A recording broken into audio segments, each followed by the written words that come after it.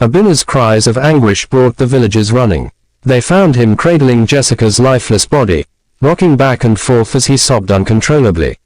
The scene was one of utter devastation. Word spread quickly through the village. Ada, Jessica's mother, arrived at Abina's hut, her face etched with disbelief and horror. When she saw her daughter's body, she let out a wail that seemed to shake the very foundations of the earth. "My child, my only child," she cried, falling to her knees beside Jessica's body. Matthew, upon hearing the news, stormed into Abina's hut with a group of his friends. His face was a mask of fury as he took in the scene before him. "What have you done?" he roared at Abina. "You've killed my wife." Abina, still in shock, could hardly speak. She was pregnant, he managed to stammer out. She didn't want, she couldn't bear.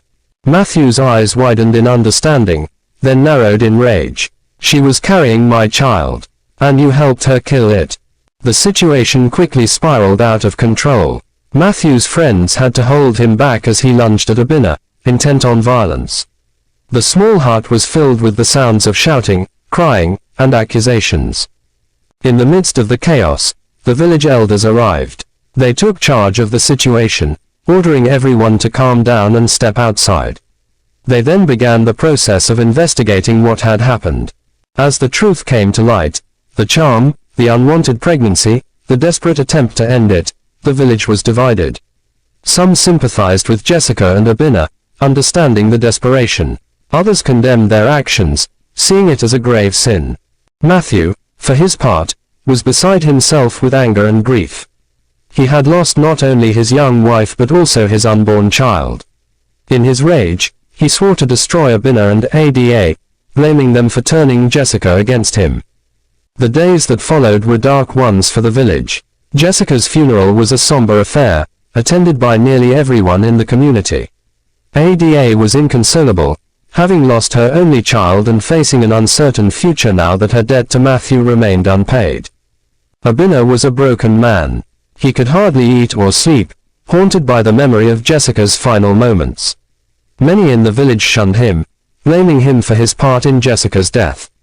As for Matthew, he retreated into his large house, his anger festering like an open wound.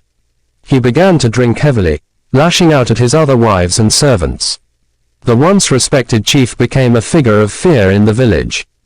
It was about a week after Jessica's funeral that strange things began to happen in the village.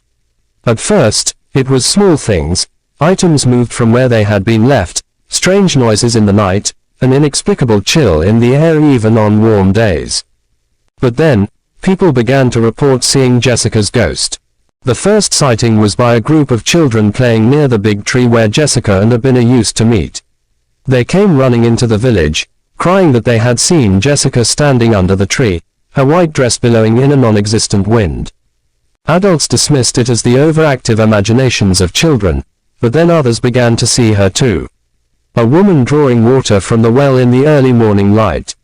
A farmer returning from his fields at dusk. Each time, the description was the same: Jessica, pale and translucent, her eyes filled with an otherworldly sadness. The village was gripped by fear. People began to avoid going out after dark, and many took to wearing protective charms. The local pastor saw a surge in attendance at his services as people sought spiritual protection. But it was Abina who had the first direct encounter with Jessica's spirit. He was working late in his fields one night, having thrown himself into his work as a way to escape his grief. As he was preparing to head home, he felt a sudden chill. He turned and there she was, Jessica, looking just as she had in life, but with an eerie, spectral quality. "Jessica," Abina whispered, his voice trembling. The ghost smiled sadly. "Abina, my love," she said, her voice sounding distant and echoing. "I've missed you so much." Abina fell to his knees, tears streaming down his face. "I'm so sorry, Jessica. I should have protected you better. I should have found another way." Jessica's ghost shook her head.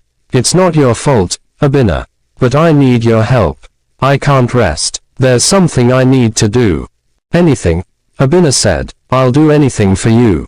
Jessica's ghost drifted closer. "I need you to join me, Abina.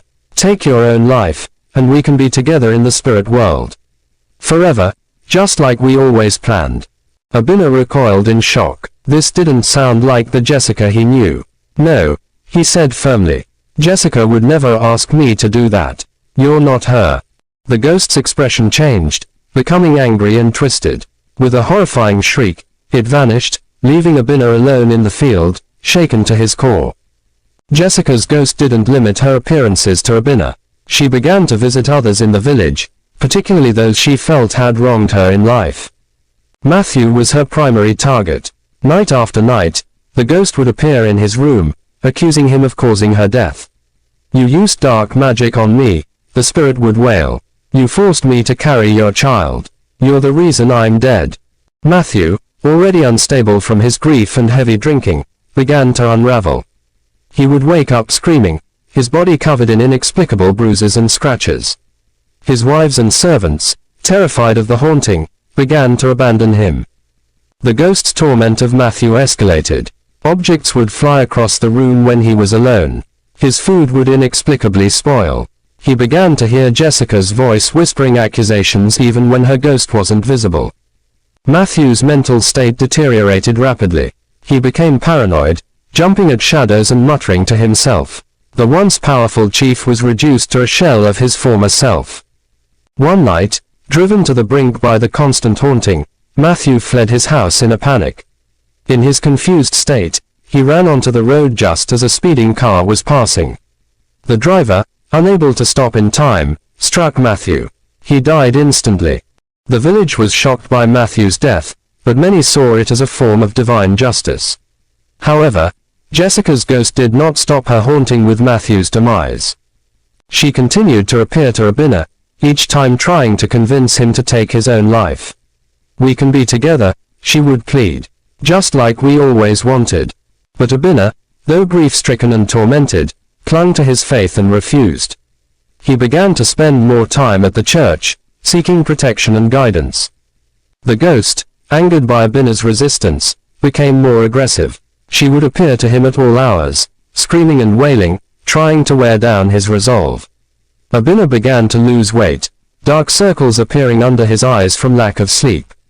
The village watched in horror as Abinah, once a strong and respected young man, began to waste away under the spirit's relentless assault.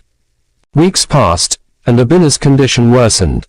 He was barely eating, hardly sleeping, and the constant stress of the haunting was taking its toll. His friends and family tried to help, but how does one fight against a ghost? One night, as Abinah lay in his bed, exhausted but too afraid to sleep, Jessica's ghost appeared once more. But this time, she didn't scream or wail. Instead, she spoke softly, her voice filled with the love Abinah remembered from when she was alive. Abinah, my love, she said gently. I'm so sorry for what I've put you through. I was angry and confused. But I see now how much you're suffering. Abinah sat up, hardly daring to believe what he was hearing. Jessica, is it really you this time? The ghost nodded, a sad smile on her face. It's me. I've been so lost, Abinah. I didn't understand what was happening to me. But I can't bear to see you like this anymore. Tears streamed down Abinah's face. I've missed you so much, Jessica. I don't know how to live without you. I know, Jessica's ghost said softly. And that's why I'm here. One last time, to give you a choice. She held out her translucent hand. You can come with me, Abinah. We can be together in the spirit world. Or you can choose to live. To move on. To find happiness again in this world. Abinah stared at the outstretched hand, his mind reeling. Part of him wanted desperately to take it, to be with Jessica again. But another part of him, the part that still clung to life and hope, held him back. I don't know what to do, he whispered. Jessica's ghost smiled sadly. I think you do, my love. You've always been stronger than me. Braver. That's why I loved you so much. She began to fade away. Whatever you choose, Abinah, know that I love you. I always will. And with that, she was gone.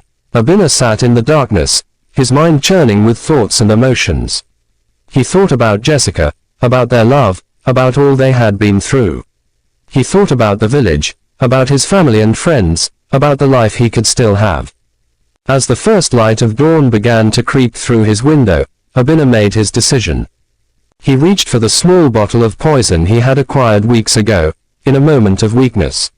He had been too afraid to use it then, but now, with a steady hand, he uncorked the bottle and raised it to his lips.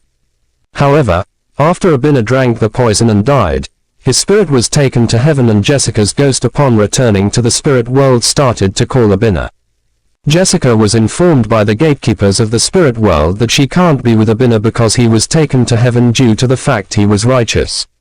Jessica cried, but she was informed that she was responsible for Abinna's death and Chief Matthew's death, hence she will spend all her eternity in hellfire while Abinna in heaven. Thanks for watching. Please subscribe, like and share our videos if you love them.